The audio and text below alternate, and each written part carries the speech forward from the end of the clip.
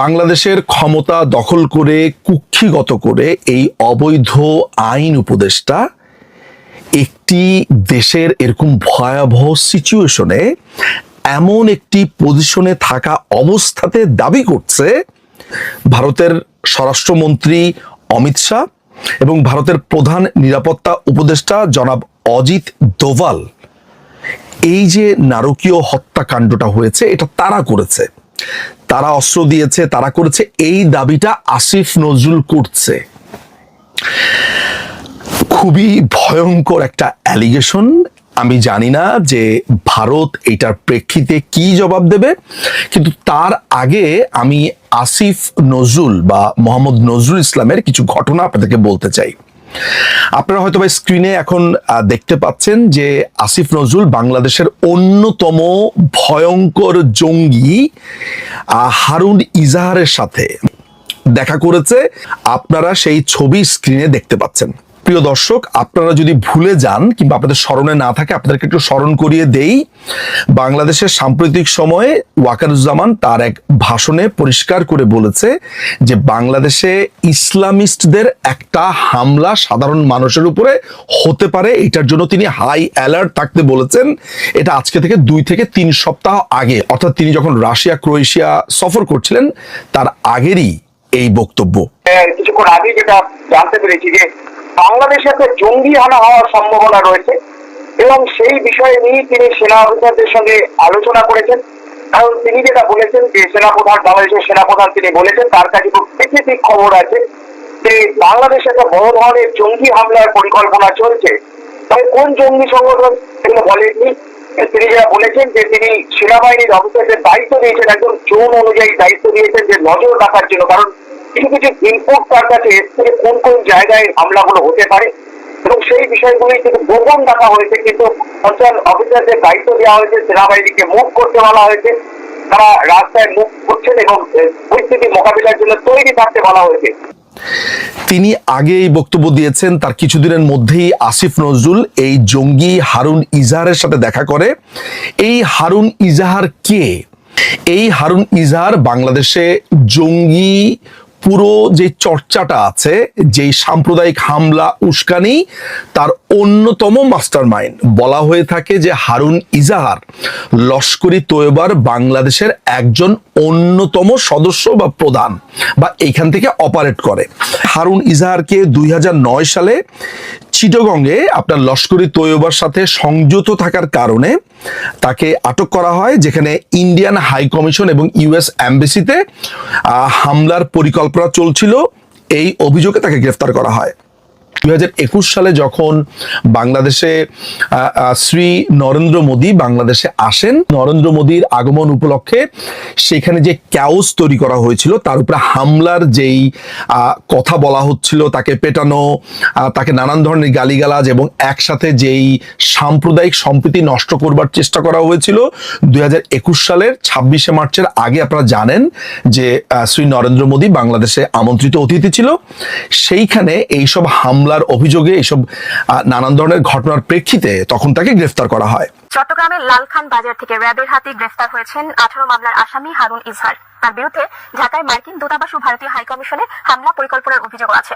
বিশ্বব্যাপী নিষিদ্ধ জঙ্গি সংগঠন লস্করি তৈয়বার নির্দেশে 2009 সালে এই পরিকল্পনা হয়েছিল। সে সময় এই অভিযোগে তাকে গ্রেফতারও করে আইন শৃঙ্খলা রক্ষাকারী বাহিনী। 18 মামলার আসামি হারুন ইজাহারের বাবা বিএনপি নেতৃত্বাধীন 20 দলীয় জোটের শরীক ইসলামী ঐক্য জোটের চেয়ারম্যান ইজাহারুল ইসলাম চৌধুরী। তিনি হেফাজতে ইসলামের প্রতিষ্ঠাতা নায়েবে আমির ছিলেন। হারুন ইজাহারের লালখান বাজারের জামিয়াতুল উলুম আল ইসলামিয়া মাদ্রাসা মূলত আন্তর্দেশীয় জঙ্গিদের ঘাঁটি। 2009 সালের এই মাদ্রাসায় বসেই ঢাকার মার্কিন দূতাবাস ও ভারতীয় হাই কমিশন উড়িয়ে দেওয়ার ছক কষেন হারুন। আইন শৃঙ্খলা রক্ষাকারী বাহিনীর অভিযানে ভেস্তে যায় তার পরিকল্পনা। ঘটনা ঘটেছে ভারতে, ভারতে এটা তদন্ত হচ্ছে। বাংলাদেশে এই দখলদার বাহিনীর আইন উপদেষ্টা যখন প্রকাশ্যে ভারতকেই দোষী করছে, আমি জানি না যে ভারতের হাই কমিশন যারা ঢাকাতে আছে তারা কোনো প্রতিবাদ করেছে কিনা, তারা এই মোহাম্মদ নজরুলের ব্যাপারে কোনো ধরনের প্রসিডিউরাল লাইনে হেঁটেছেন কিনা, কিংবা ভারত থেকে কোনো ধরনের ব্যবস্থা এর ব্যাপারে নেওয়া হচ্ছে কিনা, একে অবাঞ্ছিত ঘোষণা করা হচ্ছে কিনা। কারণ খুবই আনফর্চুনেটলি আমি এই মোহাম্মদ নজরুলকে এর আগে ভারতের হাই কমিশনের একটা প্রোগ্রামে দেখেছি, তাদের ইন্ডিপেন্ডেন্স ডেতে, যেটা আমাকে খুবই বিস্মিত করেছিল।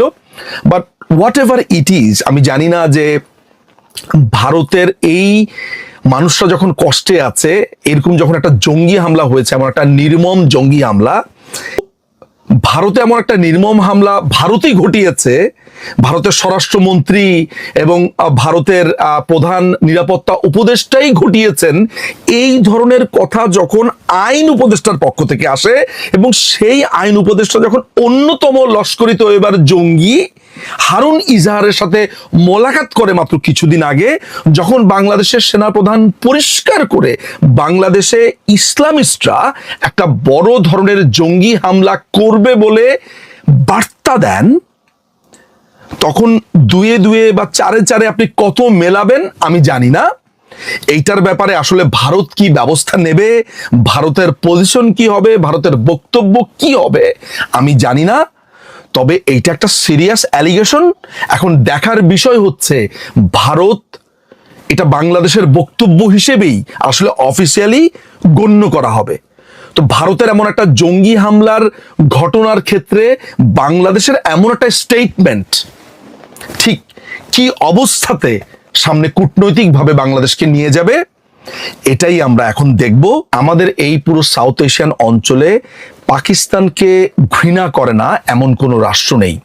5ই অগাস্টের পরে পাকিস্তানের সাথে এই অবৈধ ইউনুসের যেই মাখামাখি, যেই লতকালতকি, যে পাকিস্তানের স্বরাষ্ট্র সচিব, পাকিস্তানের আইএসআই এর ঘাঁটি থেকে শুরু করে পুরো জায়গাটাকে যেভাবে একটা পাকিস্তানিকরণ করা হয়েছে, যেভাবে মুক্তিযোদ্ধাদের উপর আক্রমণ, যেভাবে বঙ্গবন্ধু, 4 নেতা, মুক্তিযুদ্ধ, সমস্ত কিছুর উপর আক্রমণ, সেইখানে এই আসিফ নজরুলরা দিনের পর দিন প্রমোট করেছে।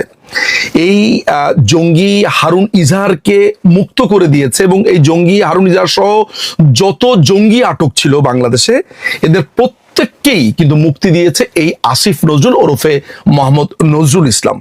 এই পাকিস্তানের সাথে বাংলাদেশের একেবারে মাখামাখি সম্পর্ক, পাকিস্তান থেকে অস্ত্র আসছে, অস্ত্র খালাস হচ্ছে, এক্সপ্লোসিভ আসছে, কোনো ধরনের পরীক্ষা নিরীক্ষা কিছুই করা হচ্ছে না জাহাজের। হারুন ইজাহারের সাথে ছবি এবং ভারতের উপরে অ্যাটাকের পর ভারতকেই দোষী সাব্যস্ত করা, এর প্রত্যেককেই যদি আপনি মেলান, তাহলে আমার কাছে মনে হয় যে আমাদের এইটা বলতে কোনো রকমের অত্যুক্তি হয় না বা বাহুল্য হয় না যে বাংলাদেশকে একটি জঙ্গি রাষ্ট্র বানাবার জন্য এই যে সাপোর্ট, এই আসিফ নজরুলদের পক্ষ থেকে পরিষ্কারভাবে আছে। এখন দেখার বিষয় হচ্ছে যে ভারত এই পুরো ব্যাপারটাকে কিভাবে নেয়, এই আসিফ নজরুলের এই বক্তব্যের পর ভারত কিভাবে রিয়াকশন দেয়, আমরা সেইটা দেখার জন্য অপেক্ষা করব।